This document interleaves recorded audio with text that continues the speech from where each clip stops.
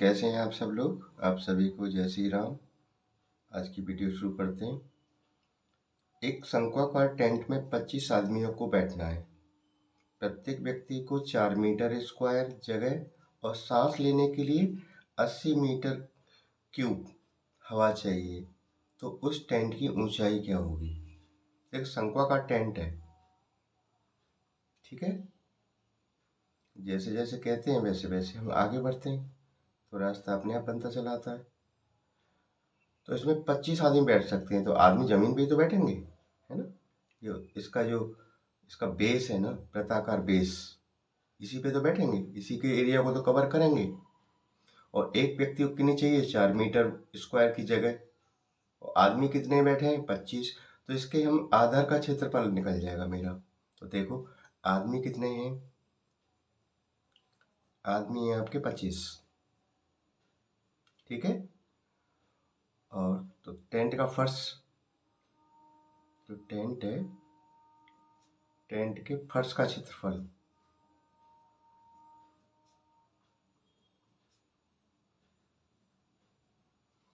एक व्यक्ति को कितना चाहिए, 4 मीटर स्क्वायर जगह, और आदमी कितने, 25। तो इसका हमें आराम से हमें क्षेत्रफल मिल जाएगा ना। तो 25 गुणा 4, 100 मीटर स्क्वायर। ये क्या आ गया, क्षेत्रफल आ गया इसके आधार का। आधार का यानी ये होता है हमारा पाई आर स्क्वायर, यानी आधार का क्षेत्रफल आ गया, वृत्त का क्षेत्रफल आ गया हमारा, सही है ना। और आयतन की बात भी कर रहे हैं ये। एक आदमी को सांस लेने के लिए जगह चाहिए 80 मीटर क्यूब, यानी एक आदमी का आयतन मान लो, वॉल्यूम, ठीक है। और आदमी कितने, 25। तो टेंट का आयतन आ गया हमारा यहाँ से। टेंट का आयतन 80 चाहिए एक को, और आदमी है मेरे पास 25, सही है। तो 0 और 25 अट्ठे 200, इतना मीटर क्यूब इसका आयतन है। ये बात समझ में आ गई ना। अब देखो इन्होंने क्या कहा है, इस टेंट की ऊंचाई क्या होगी, यानी ये वाली हाइट पूछ रहे हैं, h। अब फर्श का क्षेत्रफल कितना है हमारा, पाई वो 100 वर्ग मीटर दे रखा है। और फर्श हमारा कैसा है, वृत्ताकार है। वृत्त का क्षेत्रफल क्या होता है, पाई आर स्क्वायर, ठीक है ना। तो पाई आर स्क्वायर की वैल्यू हमें मिल गई, कितनी है, 100। तो यहाँ से देखो आर स्क्वायर हम निकालें तो पाई कहाँ पहुंचेगा, नीचे पहुंचेगा ना। ऐसे कर लो, अभी आर स्क्वायर हमारा ये आ गया। अब आयतन का फॉर्मूला, शंकु का आयतन क्या होता है, 1/3 पाई आर स्क्वायर एच, यही तो होता है।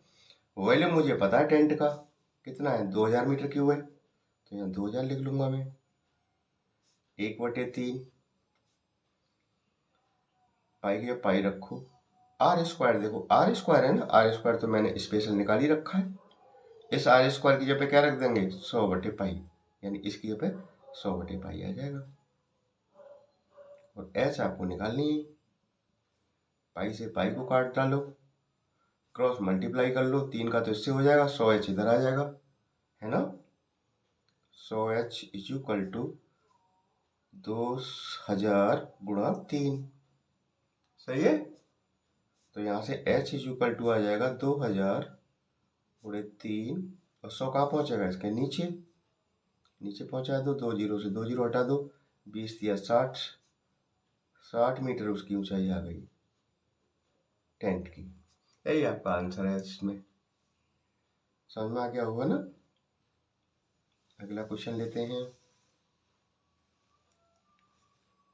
देखो एक शंकु की तिर्यक ऊंचाई 20 सेंटीमीटर है, इसके आधार का क्षेत्रफल 616 वर्ग सेंटीमीटर है। तो इस शंकु का वक्र पृष्ठ क्या होगा। शंकु तिर्यक ऊंचाई कौन सी होती है, मैंने आपको बता रखा है बेसिक में सारी चीजें। ये इसका आधार होता है वृत्ताकार, ये तो होती है त्रिज्या, है ना, रेडियस। ये होती है इसकी ऊर्ध्वाधर ऊंचाई, परपेंडिकुलर हाइट h। ये होती है तिरछी ऊंचाई, है ना। इसे हम कैसे दिखाते हैं, L से, स्लैंट हाइट। बात समझ में आ रही है ना। और आधार का क्षेत्रफल दे रखा है हमें कितना, 616। आधार का क्षेत्रफल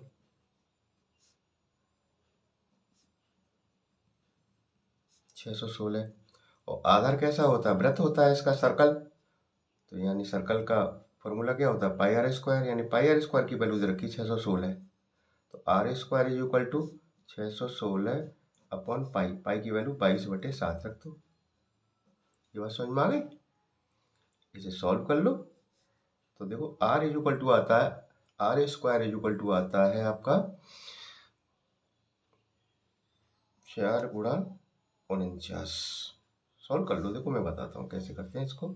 616 × 7/22 है ये ना। तो देखो 11 से काटो, 11 पंजे 55, 6 11 छक्के 66, 11 दूनी 22, और 2 से कट गया कितने बार, 28 बार, यानी 28 × 7। 28 को लिख सकता हूँ 4 7 28, एक साथ ये है ये, ठीक है ना। तो आर स्क्वायर बराबर क्या होगा 4 और 7 7 49। अब तो आर इज इक्वल टू क्या होगा, इसका वर्गमूल लेना पड़ेगा मुझे सामने वाले का। तो इसका तो आ जाता है 4 का 2, इसका आ जाता है 7। तो हमारी त्रिज्या कितनी हो गई, 14 सेंटीमीटर, यानी इसके आधार की त्रिज्या 14 सेंटीमीटर आ गई हमारी। अब तो वक्र पृष्ठ निकालना आसान है, क्योंकि फॉर्मूला में क्या क्या होता है। देखो वक्र पृष्ठ, शंकु का वक्र पृष्ठ, फॉर्मूला लर्न कर लेना इनका। पाई आर एल होता है, पाई यानी 22/7, रेडियस अभी निकालिए 14, एल स्लेंट हाइट यानी तिरछी ऊंचाई, ये हमें कितनी दे रखी है 20, ये 20 है, ठीक है ना। 20 रख दो, 7 दूनी 14, 20 दूनी 40, यानी 22 × 40, 0 4 दूनी 8, 4 दूनी 8, सही है ना। 880 सेंटीमीटर स्क्वायर इसका कर्व सरफेस आ गया, वक्र पृष्ठ। क्लियर हो गया, चलते हैं आगे।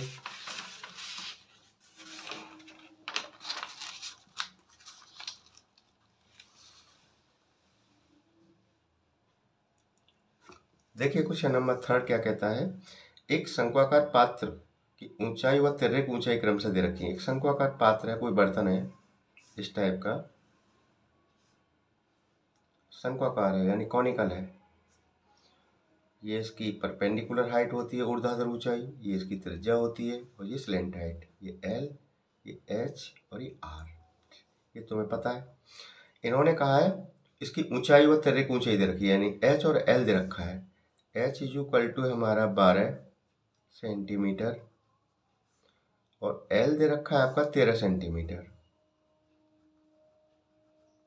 तो पात्र की क्षमता लीटर में क्या होगी। अब देखिए पात्र की क्षमता लीटर में, इसका मतलब क्या है, उस पात्र का हमें क्या निकालना होगा, आयतन, ठीक है। कभी क्षमता या उसकी कैपेसिटी की बात करता है तो इसका मतलब है हमें उसका क्या निकालना है, आयतन निकालना है। और शंकु का आयतन का फॉर्मूला क्या होता है, 1/3 पाई आर स्क्वायर एच होता है।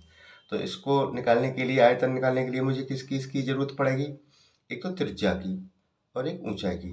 ऊंचाई तो मेरे पास है, त्रिज्या नहीं है। त्रिज्या और मिल जाए तो मैं रख दूंगा इसमें, मेरा काम हो जाएगा। तो कैसे निकालेंगे, एक मैंने आपको फॉर्मूला बताया था तिर्यक ऊंचाई का, यानी एल स्क्वायर बराबर होता है H square plus R square. ये फॉर्मूला होता है, इन तीनों का रिलेशन होता है, किसका, तिर्यक ऊंचाई का वर्ग बराबर ऊंचाई का वर्ग प्लस त्रिज्या का वर्ग। अब तुम सारी चीजें रखो जो जो मिली हैं आपको। एल की जगह पे क्या लिख दोगे, 13, तो 13 का वर्ग, एच स्क्वायर 12 दे रखा है आपको, और आर आपको निकालना ही है। 13 × 13 होता है 169, 12 × 12 144, आर स्क्वायर ऐसे रखो। अब आर स्क्वायर को यहीं रखेंगे, ले जाएंगे माइनस का हो जाएगा ना, -144 is equal to R square. तो इसमें से कितना घटाएंगे, 25, 25 बचेगा ना। तो are square is equal to कितना आ गया, 25। Then R is equal to इसका वर्गमूल लेंगे, 25 का कितना आ जाता है 5, तो हमारी त्रिज्या आ गई 5। ये बात समझ में आ गई ना, 5 सेंटीमीटर आ गई त्रिज्या। अब आयतन निकालना आसान है हमारे लिए, अब तो कोई दिक्कत ही नहीं होगी तुम लोगों को, ठीक है ना। तो रख दो इसमें सारी वैल्यू, 1/3 पाई की वैल्यू, पाई की वैल्यू देखो पाई की वैल्यू दो होती है, एक तो होती है पाई इक्वल टू 22/7 रख लो, सही है ना, या और 3.14 एक ही बात है। ठीक है, तो इसमें क्वेश्चन में दे रखा है कि पाई की वैल्यू इसे रखो, तो इसे रख देता हूँ मैं, कोई दिक्कत वाली बात ही नहीं है। तो 3.14 आर स्क्वायर यानी 5 का स्क्वायर, हाइट है आपकी कितनी 12, 12 का स्क्वायर, स्क्वायर क्यों होगा, एच तो ऐसे ही है ना, 12 आ गया। अब देखो 3 × 4 = 12, 3.14, 5 का वर्ग कितना हो जाएगा 25 × 4, तो 3.14, 25 चौका 100, 100 से गुणा करूंगा तो 2 जीरो है इसके साथ, तो डेसिमल कहाँ पहुंच जाएगा, बाहर निकल जाएगा, 2 प्लेस इधर निकल जाएगा ना मल्टीप्लाई में। तो ये हो गया आपका 314 सेंटीमीटर क्यूब। ये तो आपका आयतन आ गया सेंटीमीटर क्यूब में, लेकिन पूछा है लीटर में। तो याद रखना सदैव, 1 लीटर में होता है कितना पता है, 1000 सेंटीमीटर क्यूब। ये मैंने पिछले क्वेश्चनों में भी आया था एक क्वेश्चन ऐसा। तो 1 लीटर कितने के बराबर होता है, 1000 सेंटीमीटर क्यूब के। अगर इसे 1000 से मैं डिवाइड कर दूंगा तो मेरा आयतन लीटर में आ जाएगा, सही है ना, कर देते हैं। तो 314 डिवाइड बाई 1000, ये हमारा टाइम आ जाएगा, लीटर में आ जाएगा। 3 जीरो है ना, तो 1 2 3 डेसिमल यहाँ पहुंच गया बाहर, एकदम इधर आगे आ गया, 314 लीटर। आगे हमारा आयतन लीटर में जैसे कह रहे थे वैसे ही निकाल दिया हमने, कोई दिक्कत नहीं आई होगी, है ना। और क्वेश्चन करते हैं एक और।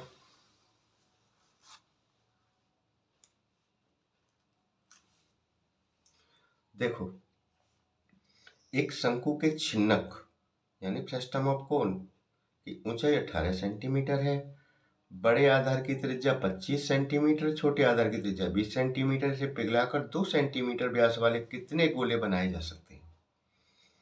अब ध्यान दीजिएगा, छिन्नक शंकु कैसा होता है, एक शंकु का ही पार्ट होता है लेकिन ऊपर से उसका कोना काटा हुआ होता है, ठीक है, जैसे ऐसे मानो, ऐसे मानो।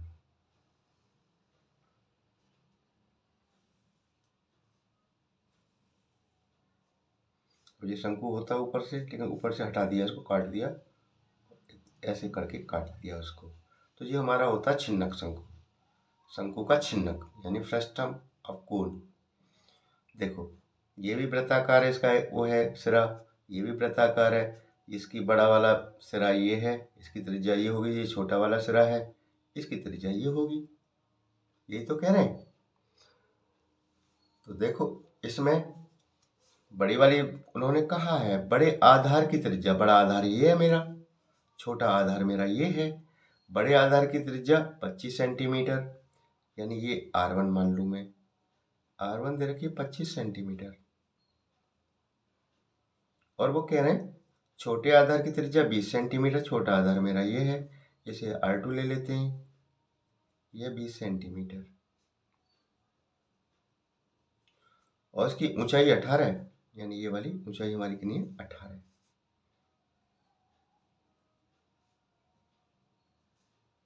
तो वो कह रहे हैं इसे पिघलाकर 2 सेंटीमीटर व्यास वाले कितने गोले बनाए जा सकते हैं, यानी इसी के वॉल्यूम को ढाल के किसमें बना रहे हैं, हम गोले में बना रहे हैं, तो इसका हमें वॉल्यूम पता होना चाहिए। उस वॉल्यूम को हम क्या करेंगे, 2 सेंटीमीटर व्यास वाले गोले के वॉल्यूम से डिवाइड कर दूंगा, तो कितने गोले बनेंगे छोटे छोटे पता चल जाएगा मुझे, ठीक है ना। तो आप लिखेंगे यहाँ छिन्नक का आयतन, छिन्नक का आयतन, फॉर्मूला आपको पता होगा मैंने कराया था, देखो 1/3 पाई एच, ठीक है, और यहाँ होता है R1 square plus R2 square plus R1 into R2, ये होता है। तो देखो 1/3 पाई की जगह 22/7 रख लो, एच दे रखिए 18, 18 R1 स्क्वायर, R1 हमारी कितनी 25 है, 25 का स्क्वायर, R2 20, 20 का स्क्वायर, R1 R2 यानी 25 × 20, सही है ना। थोड़ा सिंप्लीफाई करते जाओ। 3 6 जा, ठीक है, 6 दूनी 12, 6 दूनी 12 13 अपॉन 7 ये नीचे आ गया। 25 का वर्ग कितना होता है? 25 गुणा 25 625। 20 का वर्ग 20 गुणा 20 यानी 400, और ये हो जाएगा आपका 0 25 दूनी 50। सही है जी। बस सॉल्व करना है, इन अंदर वालों को जोड़ लो और इससे मल्टीप्लाई मार दो, या ऐसा करो पाई की वैल्यू रहने दो, क्योंकि पाई की वैल्यू जब मैं गोले से डिवाइड करूंगा तो कट जाएगी। मेरी बात समझ रहे हो ना मैं क्या कहना चाह रहा हूँ? पाई की वैल्यू पाई में ही रहने दो, 22/7 रखो, पाई रखो उसको। तो चलो कोई नहीं, मैं इस लाइन को दोबारा लिख लेता हूँ। 1/3 है ही है, और ये 22/7 को क्या रखेंगे? पाई रख लो, इंटू 18, और ये तो ऐसे आएगा 625 400 500। सही है ना? पीछे की 18 यानी 6 पाई।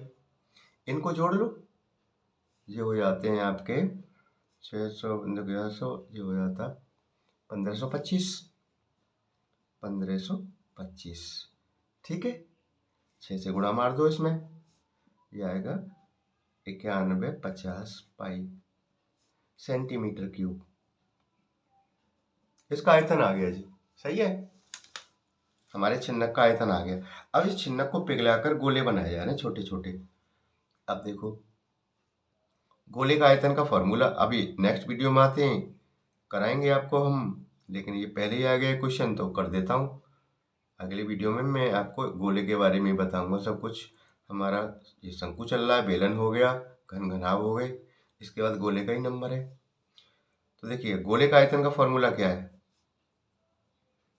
एडवांस में समझ लो, अगली वीडियो में लूंगा मैं। 4/3 पाई r³ ये होता है। इसकी रेडियस, इसका व्यास दे रखा है 2 सेंटीमीटर, व्यास है 2 सेंटीमीटर, तो त्रिज्या कितनी हो जाएगी? आधी, 1 सेंटीमीटर। एक गोले का आयतन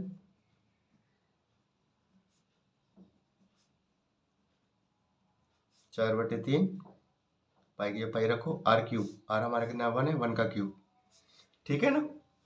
अब निकाल देंगे गोलों की संख्या, कितने गोले बनेंगे। गोलों की संख्या इज इक्वल टू छिन्नक का आयतन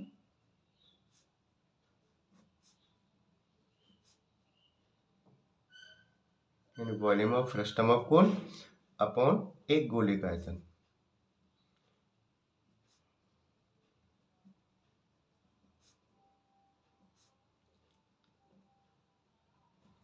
छिन्नक का आयतन आपका कितना था?